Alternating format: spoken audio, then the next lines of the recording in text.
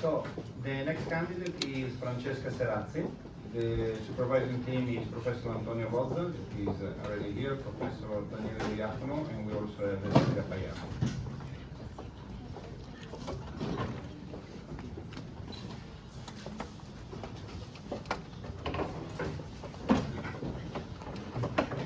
Francesca, it's a very great pleasure to stay here today, and I thank you for your time, your work, and your availability. You're an excellent student. Now, please present your work. Thank you very much. All right, well, you're a very lucky audience today because this is your second presentation on kidneys. Alice went for the chronic, and now we're gonna explore the acute, so I expect everyone to be expert nephrologists by the end of today. So let's dive right in. What is acute kidney injury? Well, it's a rapid reduction in renal function, which in the clinical term is defined as an increase in serum creatinine or alternatively a decrease in urine output. The KDIGO organization, which is difficult to say, has thankfully given us 3 different stages based on severity. And we could largely group the etiologies into 3 classes as well: pre-renal, intra-renal, post-renal, based on where the damage has occurred. Unfortunately, it's not exactly that simple, as within these classes there are a myriad of different causes. So we've said it's quite complex. Well, unfortunately, it's also quite common, with almost a quarter of hospitalized adults having a diagnosis of acute kidney injury within their hospital stay, and up to 10% of ER patients, emergency room patients, arriving with what we call community-acquired acute kidney injury, so acute kidney injury not due to iatrogenic causes. We've said it's complex, we've said it's common, and it's also dangerous. So acute kidney injury is vastly regarded in the literature as an independent factor for mortality, with stage 3 acute kidney injury having a mortality of even 25% according to certain data. So, without further ado, what do we want to study? We've said that acute kidney injury is an independent factor for mortality, but unfortunately the literature is missing on whether we can discern within these patients with acute kidney injury whether or which ones are going to be at most risk. Now, once we found these factors, we could one day try to find an algorithm for early diagnosis, or better even yet, risk stratification, to understand which patients need the most intensive care within the ER, both to give these patients appropriate care as well as to have more efficient use of resources. So what did we do? We got 500 patients over the last 10 years that arrived with community-acquired AFI at ER admission, and then we took a bunch of data that was taken from their electronic health records within Humanitas on demographics, labs, medications, comorbidities. And here are a couple of fun facts coming from the initial statistical analysis. Firstly, the mean age was of 77 years, which aligns quite well with the mean age of patients presenting to the ER. And predictably, 60% were male. Before you accuse me of stereotyping, this is due to the fact that male patients are much more likely to have post-renal acute kidney injury problems due to their anatomy. In-hospital mortality was 8%, which is quite high. You think that 8 people out of 100 will unfortunately die. So, predictably, I don't think you have to be a doctor to understand the fact that increasing age, increasing mortality. What was relatively interesting was, apart from the fact that people who entered with sepsis had very high mortality, people with a previous diagnosis of dementia also were very at risk of dying.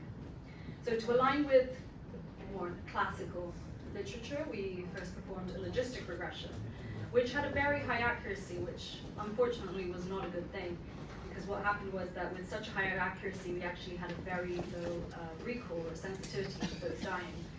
This was due to the fact that both the logistic regression has difficulty understanding unlinear patterns, but also the fact that we had a very unbalanced data set. As I said, only 8% of people, thankfully, to some extent, were deceased, and therefore the logistic regression had a very hard time perfectly understanding which ones were at risk. In fact, it gave that almost all of them survived. So, moving on. Oh, sorry, this is a fun little stats joke for you. Moving on, so we went into machine learning to try to find something that might help us a bit more. We chose XGBoost, which is a tree-based boosting method, so it decides via many different decision trees, it decides which class to place a patient in. It also helps us compared to the logistic regression thanks to its capturing of non-linearity pattern, as well as handling imbalanced data sets, such as ours, and missing data. In fact, for the logistic regression, we had to remove a bunch of patients that had just a couple of missing data points.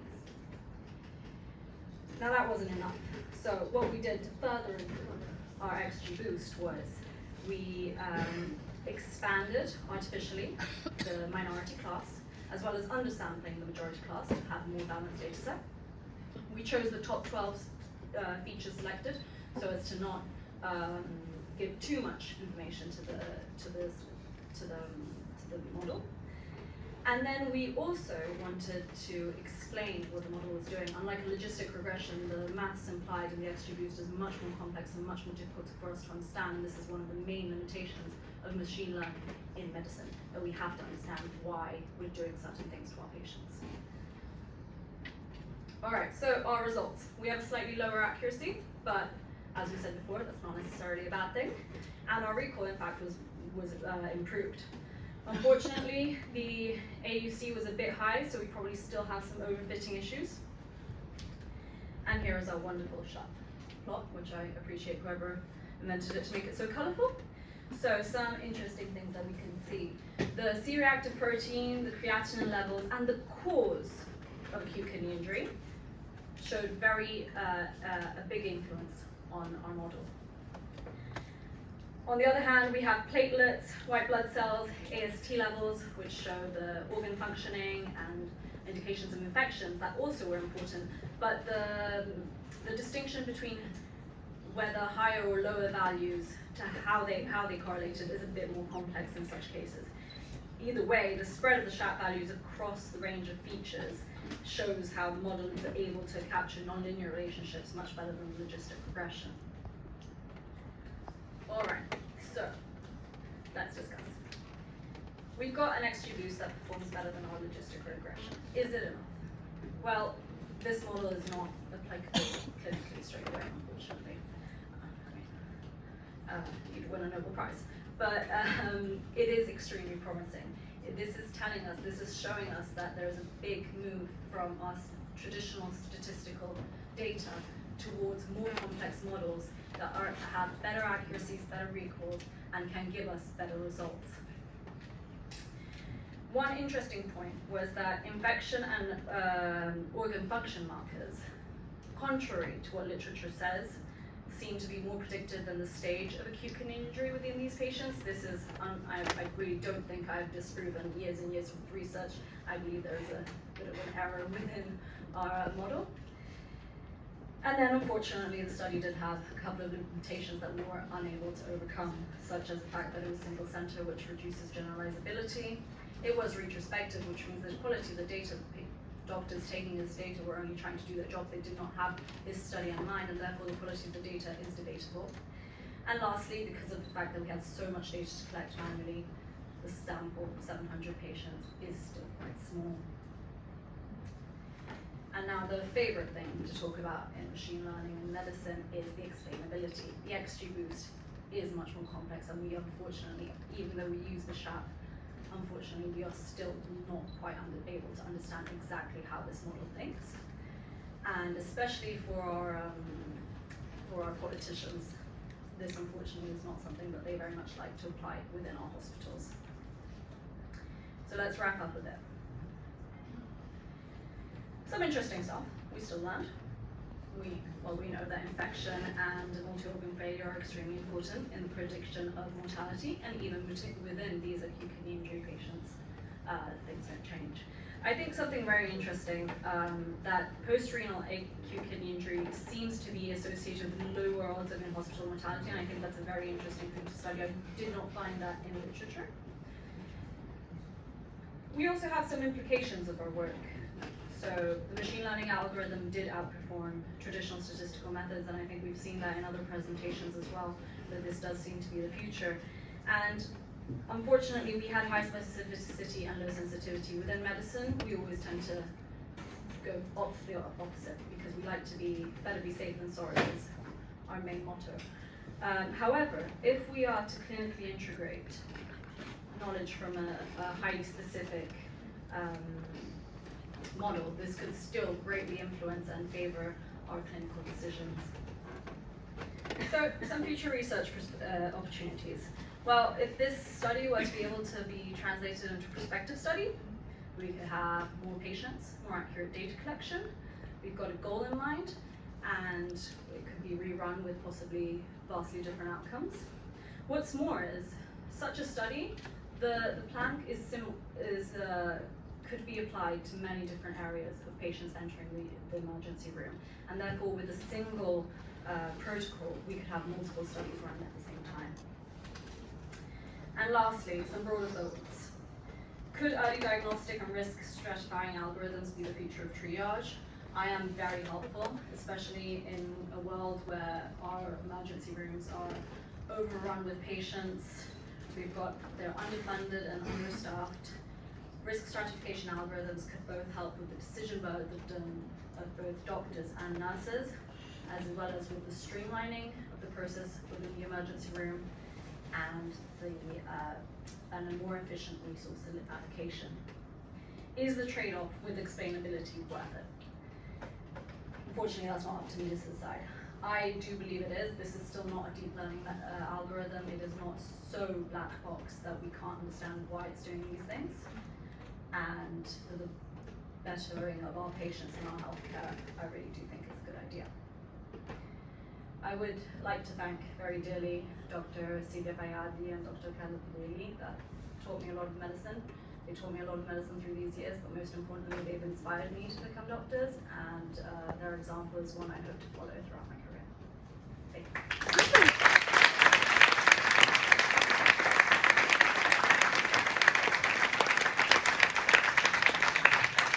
Thank you, Francesca. I enjoyed your presentation. Congratulations for very nice work. The floor is open for questions.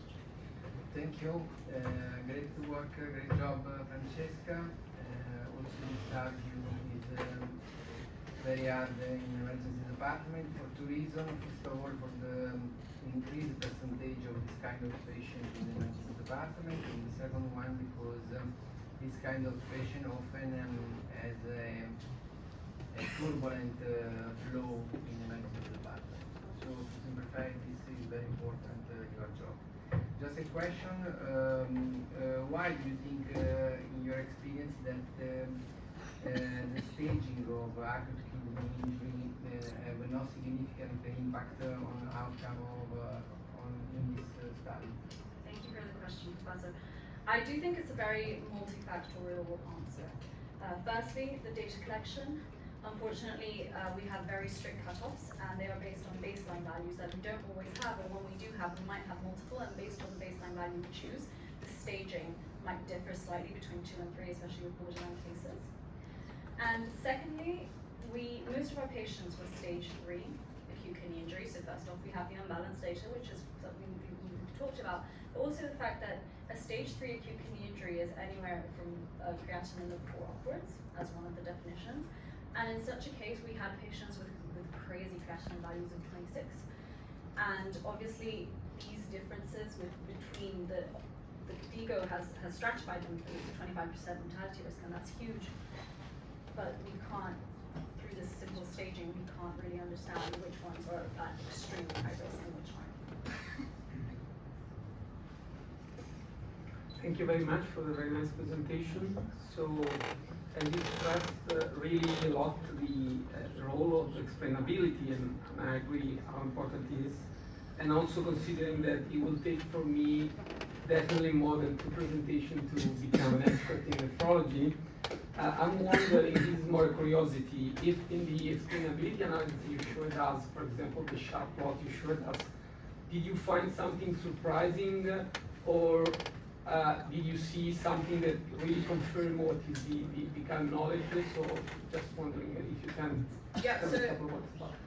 you don't see my slide anymore. Oh, maybe I have to do this. Yes, now you see it. There are a couple of surprising things.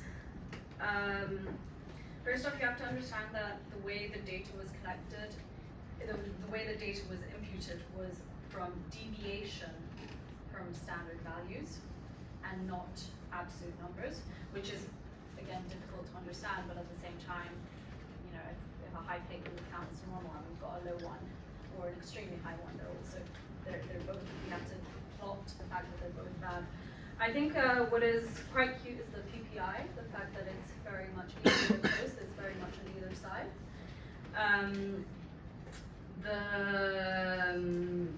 What I found, well, the infection is quite clear as well, with the fact that lower values, which was plotted as a 0, and then we have like a 0.5 for probable infection and a 1 for actual infection. You can see very clearly the coloring of the infection going down that way.